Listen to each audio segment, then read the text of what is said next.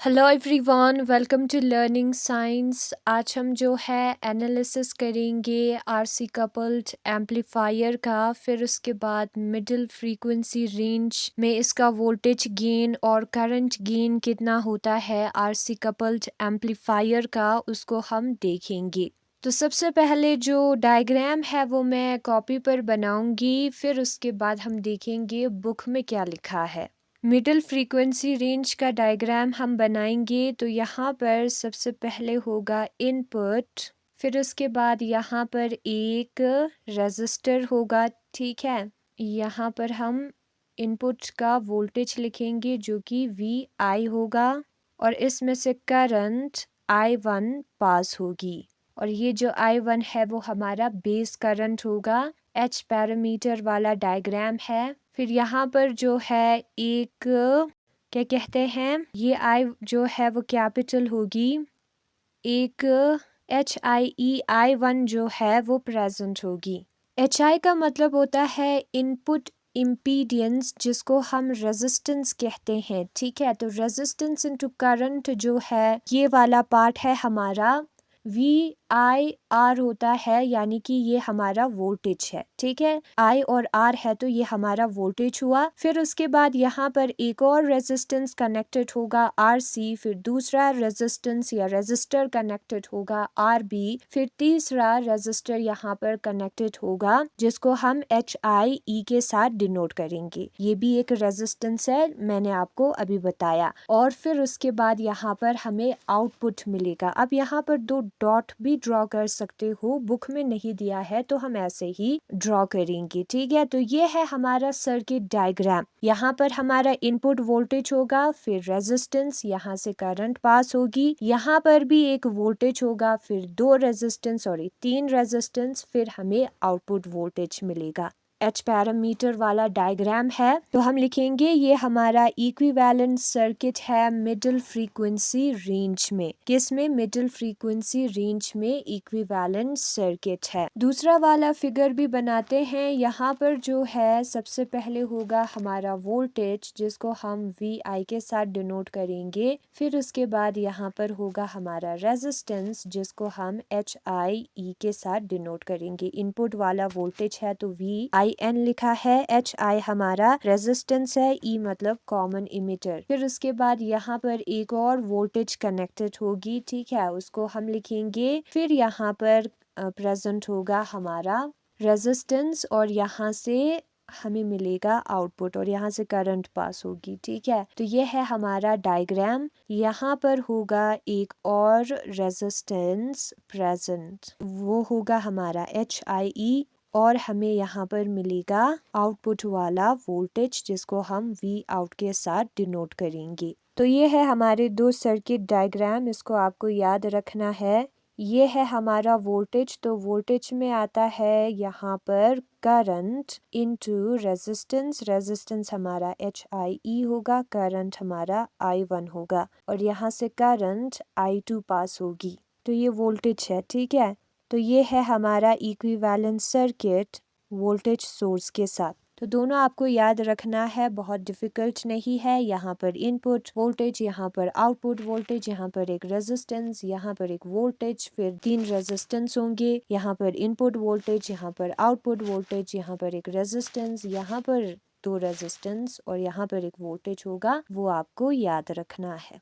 ठीक है, और कौन सा करंट पास हो रहा है वो भी आपको याद रखना है। यहाँ पर I1 करंट पास हो रहा है, यहाँ पर I2 करंट पास हो रहा है।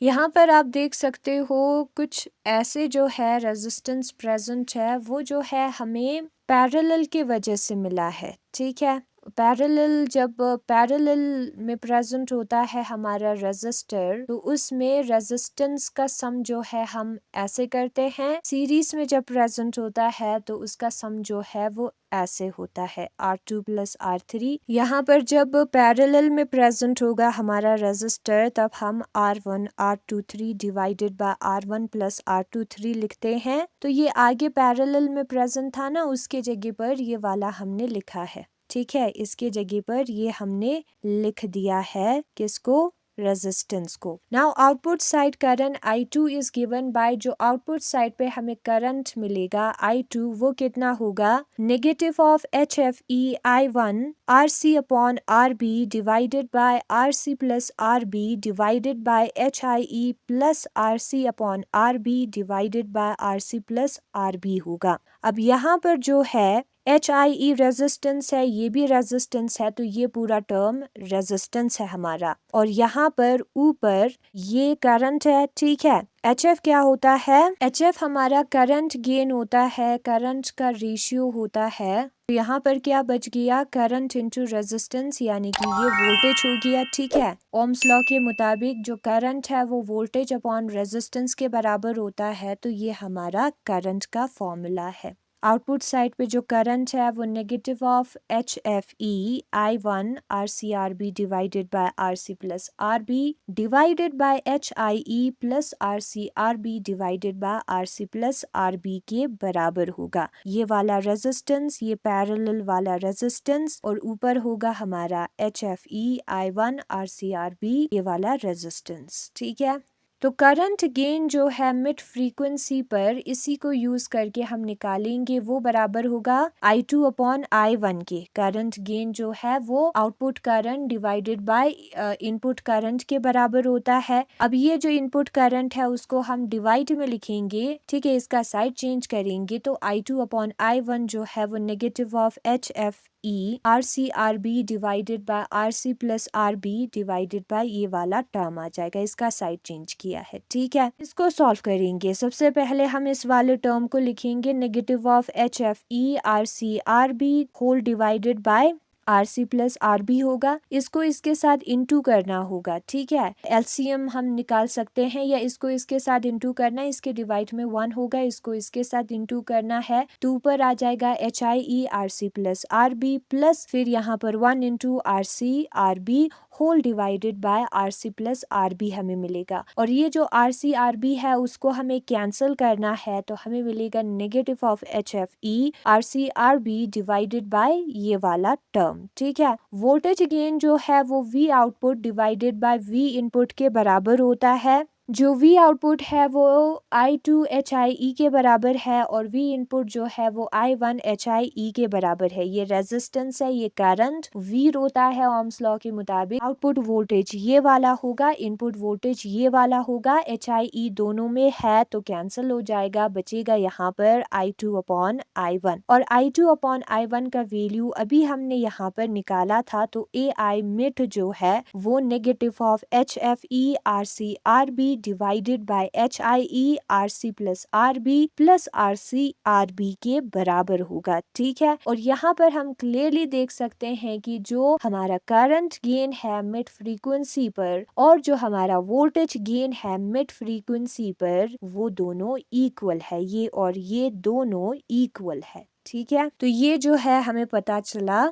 एनालिसिस करने पर। नाउ हम बुक में देखेंगे, बुक में लिखा है analysis to derive the approximate expression for current gain and voltage gain following assumptions are used. Current gain और वोल्टेज गेन के अप्रोक्सीमेट एक्सप्रेशंस को डिराइव करने के लिए, वैल्यूज को निकालने के लिए करंट गेन और वोल्टेज गेन के हमें ये असम्पशंस करने हैं, ये चीजें मानने हैं, अज्यूम करने हैं, ठीक है। सबसे पहले जो वैल्यूज होगा हमारे बायस रेजिस्टर्स R1 और R2 वो लार्ज होगा, ताकि जो हमारा AC ऑपरेशन हो रहा है सर्किट में उस पर कोई असर ना पड़े, ठीक है। तो बायस रेजिस्टर R1 और R2 का वैल्यू लार्ज होगा, ताकि जो हमारे सर्किट में ऑपरेशन हो रहा है AC का, वो उसमें AC करंट, अल्टरनेटिंग करंट का कोई अफेक्ट ना पड़े। तो ये हमें मानना है, ठीक है। R1 और R2 जो है वो लार्ज होगा, ऐसे आप लिख सकते हो। और जब ये लार्ज होता है तो ये जो है कोई असर नहीं करता है हमारे सर्किट पर। दूसरा है in the entire range of frequencies under consideration. जो भी फ्रीक्वेंसी हम मान रहे हैं अभी मिड फ्रीक्वेंसी वाला रेंज, तो उसमें जितने भी फ्रीक्वेंसीज है the reactance of emitter bypass capacitor is 0। उसमें जो हमारा कैपेसिटर है उसका रिएक्टेंस 0 होना चाहिए, ये हम मानेंगे। HRE और H0E जो है हर ट्रांजिस्टर का नेग्लिजिबली स्मॉल होना चाहिए, ये हम मानेंगे। HI और HF जो है ट्रांजिस्टर है ना इस सर्किट में, वो फ्रीक्वेंसी के साथ चेंज नहीं हो रहा है, वो भी हमें मानना है। नाउ हम देखेंगे मिडिल फ्रीक्वेंसी रेंज में, जो मिडिल फ्रीक्वेंसी रेंज है उसमें जो रिएक्टेंस होगा हमारे CC और CE का, ये सर्किट हमने पहले बनाया था स्टार्टिंग पर, वो जो है बहुत ही कम होगा और उसको हम शॉर्ट सर्किट मानेंगे and can be considered as short circuit. वो जो है शॉर्ट सर्किट है वो हमें मानना है। And the reactance of shunting capacitor, और जो हमारा शंटिंग कैपेसिटर है यानी कि आउटपुट कैपेसिटेंस फर्स्ट स्टेज का, इनपुट कैपेसिटेंस दूसरे वाले स्टेज का, स्ट्रे एंड वायरिंग कैपेसिटेंस सारे जो है वो बहुत ही लार्ज होगा, वो हमें मानना है ताकि उसको हम ओपन सर्किट माने। CC और CE जो है वो कम होगा, वो हमें मानना है। और जो शंटिंग कैपेसिटर है उसका रिएक्टेंस, ठीक है, और जो शंटिंग कैपेसिटर है उसका रिएक्टेंस ज्यादा होगा, लार्ज होगा, वो हमें मानना है, can be considered as open circuit, ताकि हम उसको as an open circuit consider कर सके। ठीक है, यहाँ पर ये जो कैपेसिटर है उसके रिएक्टेंस का वैल्यू कम होगा और शंटिंग कैपेसिटर का वैल्यू ज्यादा होगा, वो हमें मानना है। ओपन सर्किट और शॉर्ट सर्किट में फ़र्क ये होगा कि जो ओपन सर्किट है वो करंट को फ्लो होने नहीं देगा, जबकि शॉर्ट सर्किट जो है वो एक्सेसिव करंट को फ्लो होने देगा। ठीक है, ओपन नाम है लेकिन काम उल्टा है, ठीक है, वो करंट को फ्लो नहीं होने देता है। शॉर्ट सर्किट जो है वो बहुत ज्यादा करंट को फ्लो होने देता है। उतना याद रखोगे तो चलेगा। फिर उसके बाद यहाँ पर डायग्राम दिया है। डायग्राम को अगर मैं आपको एक्सप्लेन करूँ तो सबसे पहले यहाँ पर हमारा इनपुट वोल्टेज होगा, फिर उसके बाद यहाँ पर एक और वोल्टेज होगा, यहाँ पर होगा रेजिस्टेंस रेजिस्टेंस रेजिस्टेंस और रेजिस्टेंस। कौन कौन सा रेजिस्टेंस है उसका नाम आपको याद रखना है। यहाँ पर इक्वेशन में H पैरामीटर्स का यूज़ किया है। कौन कौन सा H पैरामीटर्स का मतलब क्या होता है वो आपको याद होना चाहिए। HI का मतलब इनपुट इम्पीडेंस होता है, HR का मतलब रिवर्स वोल्टेज रेशियो होता है, HF का मतलब फॉरवर्ड करंट रेशियो होता है, H नॉट का मतलब ओपन सर्किट आउटपुट एडमिटेंस होता है। तो ये सब आपको याद होना चाहिए और ये हमारा फिगर है हाइब्रिड वाला और उसी से ये बनाया है, ठीक है। बाकी कुछ एक्स्ट्रा रेजिस्टेंस हमने इसमें क्या किया है, बनाया है, बाकी फिगर सेम है, हाइब्रिड वाला फिगर है। जो आउटपुट करंट I2 है वो negative of HFE I1 RCRB divided by RC plus RB divided by HIE plus RCRB divided by RC plus RB के बराबर होता है। ये कैसे, यहाँ पर ये वाला है ना रेजिस्टेंस, उसको हमने यूज किया है, ये दोनों पैरेलल में है, पैरेलल के जगह पर इसको हमने इस वाले फिगर में बनाया है, ठीक है। और ये हमारा दूसरा रेजिस्टेंस है HIE सीरीज में है, तो ये दोनों प्लस होगा। करंट जो है वो किसके बराबर होता है, VIR होता है, तो वोल्टेज अपॉन रेजिस्टेंस के बराबर होता है। वोल्टेज हमारा ये वाला होगा HFE I1 RCRB divided by RC plus RB, negative sign यहाँ पर होगी, ठीक है। फिगर आपको ध्यान में रखना है, यहाँ पर इनपुट वोल्टेज होगा, यहाँ पर आउटपुट वोल्टेज, यहाँ पर एक और वोल्टेज प्रेजेंट होगा, फिर बीच में 4 रेजिस्टेंस होंगी।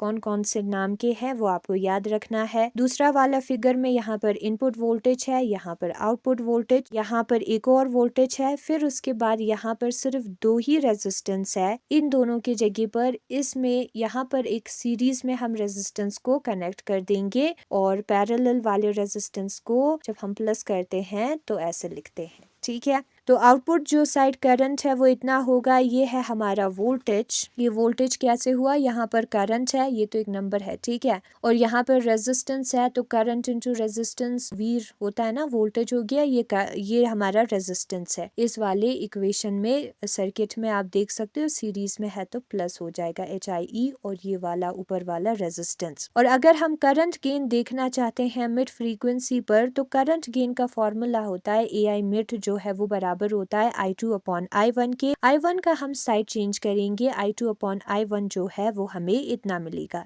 ठीक है। फिर इसको सॉल्व करेंगे तो हमें ये वाला पार्ट मिलेगा। वोल्टेज गेन निकालना है तो V out upon V in होगा। वी आउट जो है वो आउटपुट करंट इनटू रेजिस्टेंस होगा जो कि हमारा HIE है। वी इनपुट जो है वो output current input current input वाला है ना इनटू रेजिस्टेंस होगा। HIE और HIE cancel. I2 upon I1 है ये वाला, ठीक है। I2 अपॉन I1 का वैल्यू अभी हमने निकाला था तो उसको हमने यहाँ पर लिखना है। और ये कैसे आता है वो मैंने आपको कॉपी पर भी करके दिखाया। ये जो नेगेटिव साइन है वो हमें बता रहा है कि पाई रेडियन का फेज शिफ्ट हुआ है इनपुट और आउटपुट सिग्नल के वोल्टेज में। जो सिग्नल है उसके फेज में एंगल में चेंज आ गया है पाई रेडियंस का, वो ये नेगेटिव साइन हमें बता रहा है। और हमें ये भी पता चला कि जो हमारा करंट गेन है मिड फ्रीक्वेंसी पर और जो वोल्टेज गेन है मिड फ्रीक्वेंसी पर दोनों इक्वल है, ठीक है। ये हमारा वोल्टेज गेन है मिड फ्रीक्वेंसी पर, यही हमारा करंट गेन था I2 upon I1। V2 upon V1 या V output upon V input जो है वो I2 अपॉन I1 के बराबर होगा। और यही है आज का हमारा टॉपिक जिसमें हमने एनालिसिस किया, एनालिसिस में अजम्पशन किया